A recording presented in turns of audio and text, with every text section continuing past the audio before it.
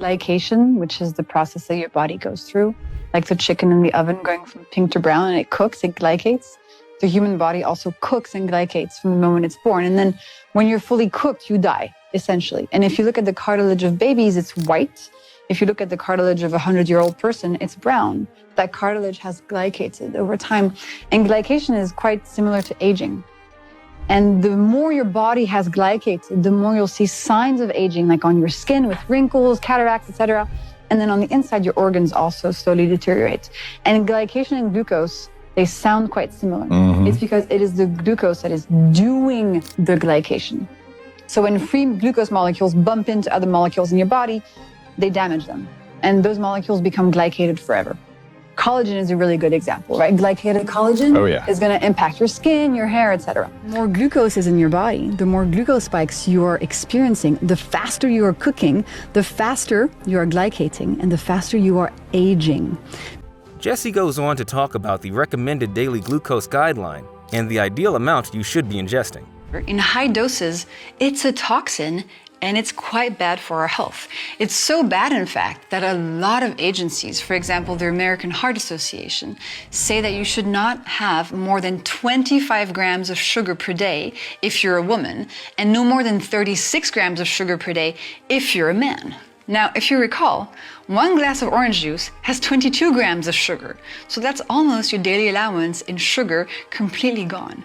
And this is an upper limit of how much sugar you should be eating or drinking. It's not a recommended amount. The ideal amount of sugar is 0. And there's 2 categories of carbs. There's starches, so that's bread, pasta, rice, oats, potatoes, and sugars. Anything that tastes sweet, from a piece of chocolate to an apple. And these are carbs, right? So if you eat starches or sugars on their own, meaning you grab a piece of bread on its own, meaning you have a cookie on its own, that's what I call eating your carbs naked. If your carbs are naked, all the glucose and fructose in them is going to pass into your bloodstream very quickly. Nothing slowing them down, nothing holding them back. So those naked carbs, very quickly they end up as lots of glucose in your bloodstream, therefore a glucose spike. What you want to do in the case that you want to eat some carbs like this on an empty stomach is you always want to add some clothing to them. Clothing meaning protein, fat, or fiber. Okay. Let me give you an example. If you want a slice of bread, add some avocado to it. Yeah. If you want a cookie, have 5 almonds with it. If you want a slice of cake, add a Greek yogurt, right? Always add these other molecules that are going to coat the carbs and slow down the digestion and slow down the speed at which they arrive in your bloodstream. You're still eating the carb, but it's arriving more slowly into your blood. Therefore, it's creating a smaller glucose spike. And that is the whole concept. Slow down the speed of the glucose. So what are veggie starters? So a veggie starter, the concept is, before your main dish, you're gonna add a plate of vegetables at the beginning of the meal. So why do we do this? Because vegetables contain an amazing substance called fiber. When we eat fiber at the beginning of a meal, her amazingness powers. She has time to deploy herself onto the walls of your upper intestine and create a protective fibrous mesh. This protective mesh is going to slow down and reduce how many glucose molecules are going to be absorbed from your food into your bloodstream. So again, you're eating the same meal, but by adding the veggie starter, you're reducing the glucose spike of that meal. So you're helping your brain health, you're helping your physical health. It's super powerful. Are you concerned that as you age, your health is going to get worse, not better?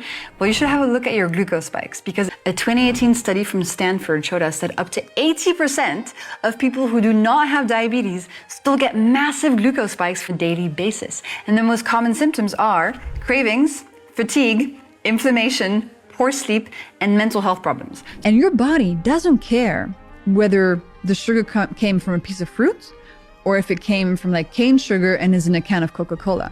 The molecules in the apple juice and in the can of Coke are the same. Your body does not make a difference. Your body's not like, oh, this sugar came from fruit, not it's going to cause any issues. Oh, this sugar's from Coca-Cola, oh, it's going to cause problems. Your body does not care. And in a can of fruit juice, there's almost as much sugar as in a can of Coca-Cola. So when we eat fruit juice, we have to do it in a way that's like, okay, this is dessert, right? This is for my pleasure. This is not for my health. This is gonna give me pleasure and maybe make me feel a bit happy, but it's not gonna help my body. So back in the day, when we saw a lion or whatever, we had to run away from a predator or danger. our body would release all this glucose from our liver into our bloodstream to give energy to our muscles, to give immediate quick glucose so that our muscles could contract and we could sprint. Now, in today's day and age, a lot of the stress we experience is actually not something we have to run away from, but rather something that is just a stressful social situation. But your body still releases this glucose to help you run away if you have to. And that's why you see this spike. Like very acute events of stress will cause a spike, right? Chronic anxiety, probably, maybe, I don't know. But we have to remember, food is still, 90% of what causes glucose spikes or doesn't. But you will see in very, very stressful social situations, sometimes you can get one of these spikes. Wow. Now, before she tells you the healthiest ways to eat breakfast, quickly give this video a thumbs up and subscribe to our channel so you don't miss our next insightful video. Breakfast should be, or by the way, the first meal of your day, no matter what time it is. Thank you. It can be 6 a.m., it can be 4 p.m. I do not care. The meal that will break your fast should be savory, should be built around protein. Thank you. Have some healthy fats and fiber in there. You can put some starch in if you want, but just for taste, right? You can put a slice of bread, you can put some potatoes, you can have some oats, but just for taste, never as the main character, okay? The starch is not the star of your break fast meal.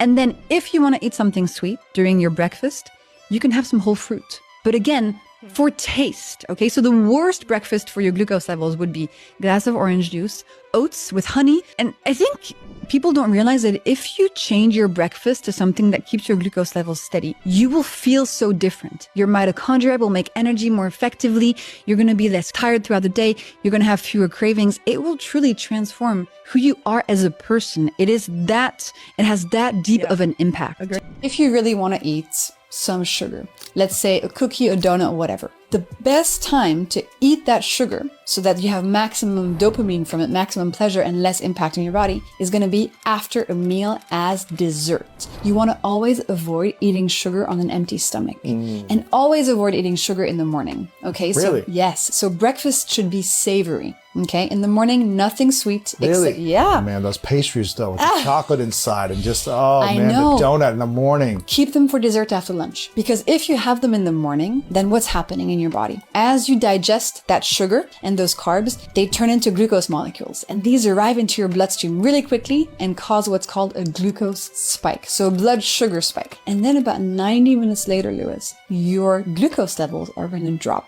You're going to feel a crash. And now it's 10 a.m., 11 a.m., and all of a sudden you feel more cravings for sweet foods. You're like, I need a cookie, I need some chocolate, I need a snack. I need that spike again. And then you spike again, and then all day you're on a roller coaster where you feel addicted to sugar. Hack is put some clothing on your carbs.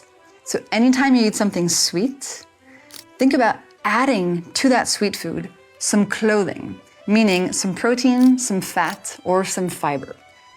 In the case of a chocolate cake, and as you know by now, I'm a big chocolate fan. If you're having a chocolate cake in the middle of the afternoon, add to it some Greek yogurt or maybe 10 almonds. That way you're adding some protein and some fat to that sugar, and it's going to slow down how quickly that sugar makes its way to your bloodstream, therefore reducing the spike, therefore reducing the glucose roller coaster, and reducing the addiction that the cake might kick off for the rest of the day. The relationship between exercise and glucose levels. Okay guys, let's discuss the relationship between exercise and glucose levels. So, every time we use our muscles to do something very impressive like this, what I'm doing right now, the muscle fibers in our muscles need glucose in order to contract and to do the exercise that we're doing. This is true for weightlifting, running, walking, push-ups, anything you do. Your muscles are going to be using glucose. So, how do we use this to our advantage? Well, after you eat something that's high in sugar and in carbs, that is supposed to spike your glucose levels really high, if you exercise about 20 minutes after you eat the thing, when the glucose hits your bloodstream, if you're exercising, your muscles are going to soak up that glucose right away. Therefore, the glucose is not going to stay in your blood very long. Therefore, the spike from the meal you just ate will be much lower. So every time that I eat something that I know is going to give me a pretty big glucose spike, like chocolate cake or spaghetti or stuff like that, I try to then do some push-ups or go for a walk or lift a few things afterwards to reduce the negative impact of that food on my glucose levels and avoid a big glucose spike. What does vinegar do to your blood glucose? Recently, we've discovered how vinegar impacts our body in a positive way and how we can use it to reduce glucose spikes. So this is what the science shows us, that if you have a tablespoon of vinegar before a meal, you can either like drink it in a big glass of water, or you can drizzle it on like your vegetable starter, for example. You can make a little vinegar dressing. You can reduce the glucose spike of your meal by up to 30% without changing what you're eating. But just by adding vinegar, you can reduce the glucose spike and help your body process the meal better and have less to deal with. And you may wonder, like, how does this work? So vinegar contains another super cool thing, which is called acetic acid. We love him. He's awesome. Acetic acid does two things. He slows down the speed at which starches get turned into glucose or get broken down into glucose in your body. So it sort of slows down digestion. And number two, acetic acid goes to your muscles, your trusty muscles, and asks your muscles to soak up more glucose from your blood when glucose arrives.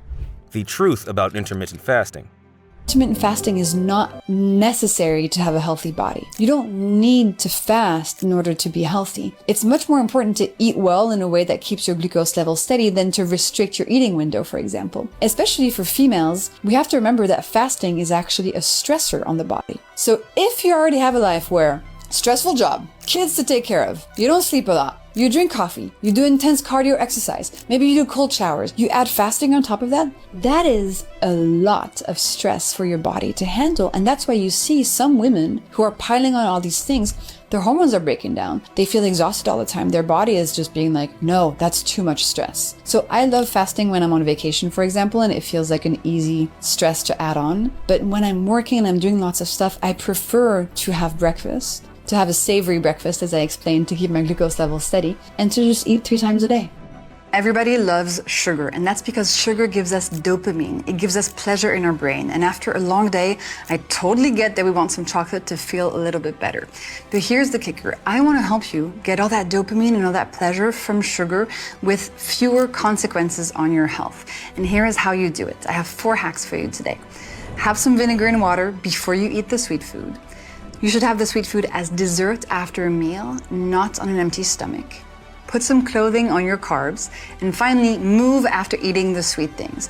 With that, you get all the pleasure from the cookie or the chocolate with less of a glucose spike, so less of a creation of an addiction roller coaster.